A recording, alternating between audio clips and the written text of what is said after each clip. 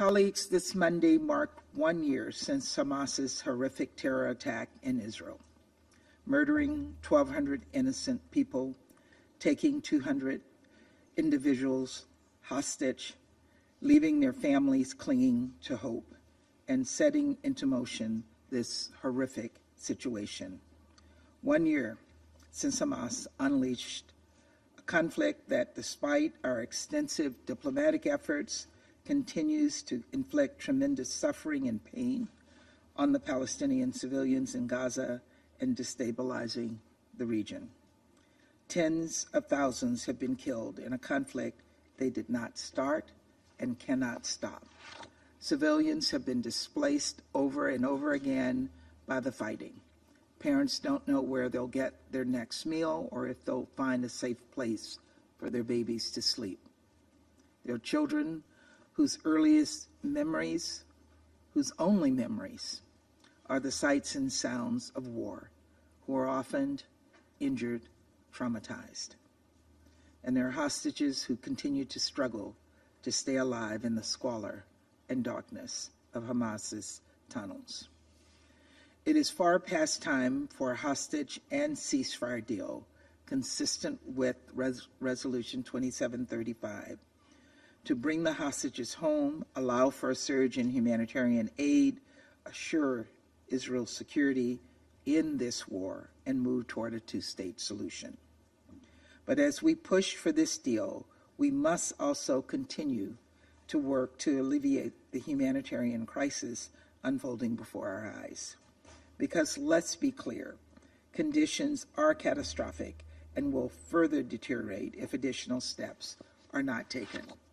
Indeed, all parties must meet their responsibilities under Resolution 2720. The flow of humanitarian aid through multiple border crossings to Palestinian civilians is desperately needed and must be allowed.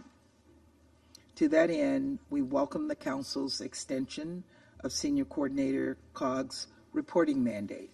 This will help ensure we have accurate, unfiltered information, including information about obstacles to aid deliveries. As Senior Coordinator Cog spoke to just the other week, UN and humanitarian personnel are pursuing life-saving work. Through their efforts, we have seen some progress, most notably with the polio vaccination campaign carried out with the help of the WHO, UNICEF, and UNRWA. This was a textbook example of what the UN can accomplish when it has willing partners on the ground. We need and expect the same level of coordination to extend to other urgent humanitarian efforts, including efforts to provide displaced Palestinian civilians with food, water, and resources they need to cope with the coming winter. And so the United States is concerned by the situation in northern Gaza, including the announcement by Israel of a new evacuation order for several communities. We're particularly concerned that Palestinian civilians have nowhere safe to go. Already there are devastating reports of the squalid conditions in the humanitarian zone in southern and central Gaza, where more than 1.5 million displaced civilians have fled. These catastrophic conditions were predicted months ago, and yet have still not been. That must change, and now. We call on Israel to take urgent steps to do so. And I reiterate the United States' expectation that Palestinian civilians, including those evacuated from the north, be permitted to return to their communities and rebuild. Consistent with Resolution 2735, there must be no demographic or territorial change in the Gaza Strip, including any actions that reduce the territory of Gaza.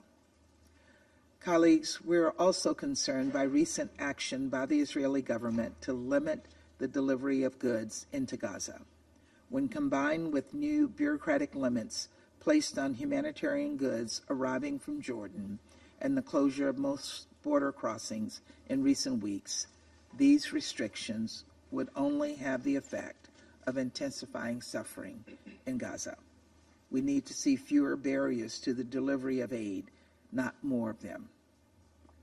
In that same spirit, we're following with deep concern the Israeli legislative proposal that could alter UNRWA's legal status, hindering its ability to communicate with Israeli officials and removing privileges and immunities afforded to UN organizations and personnel around the globe. This legislative proposal reflects the significant distrust between Israel and UNRWA. Israel has alleged, and the UN in some cases has confirmed, that a small percentage of UNRWA employees have ties to Hamas and other terrorist groups. Israel has also conveyed concerns about Hamas misusing UNRWA facilities, and the United States shares these concerns. At the same time, we know that UN personnel, including from UNRWA, are vital to the humanitarian response in Gaza and face tremendous danger while performing their work. And so Israel needs to provide UNRWA additional information regarding these allegations, and UNRWA needs to have a process to address these concerns seriously and urgently and make faster progress on the much-needed reforms outlined in the Kelowna report. Simply put, it is in no one's interest for the neutrality of UNRWA personnel to remain in doubt. Colleague, the challenges we've faced implementing Resolution 2720 and other related humanitarian resolutions reflect a simple reality. Security Council meetings and resolutions alone will not end the suffering, but the Council can and must continue to support efforts on the ground by UN agencies and other humanitarian organizations, and we can and must continue to pressure Hamas to accept the deal on the table. This must be our charge. Thank you, Madam President.